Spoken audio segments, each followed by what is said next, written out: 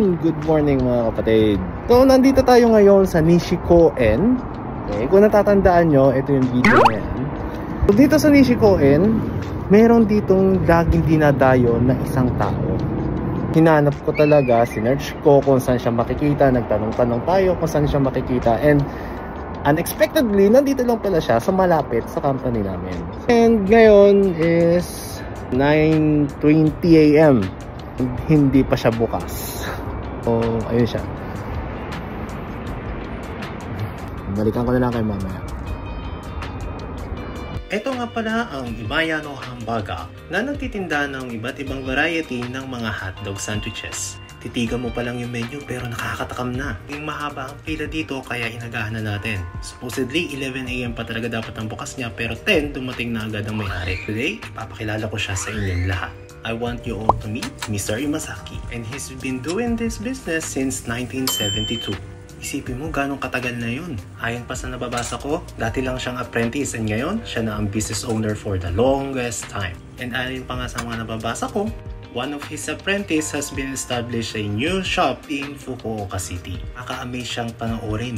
Dino-double check niyang mabuti yung bawat ingredients ng sandwiches bago niya ilagay ito sa loob ng oven. And take note, he is working alone from opening to serving and to closing. And thanks to the internet, he's been gaining popularity every single day. Buti na lang pala at inagahan ko, kung hindi, maabutan ako ng napakahabang pilang ito. And now, it's time to find a place to eat and enjoy this meal.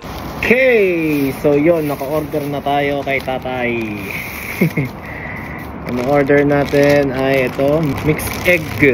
So, frank lang siya, hotdog, may patty, tsaka itlog. Tapos, order pa ako ng isa, bestseller niya, itong frank egg mix. Bestseller niya, which is frank, hotdog lang naman, tsaka itlog. So, ayun, makain muna ako. Habang ini-enjoy ko itong meal na to, I would like to ask you a small favor. Hindi ka pa nakasubscribe and follow, pakifollow na lang yung aking Facebook page and also my YouTube channel.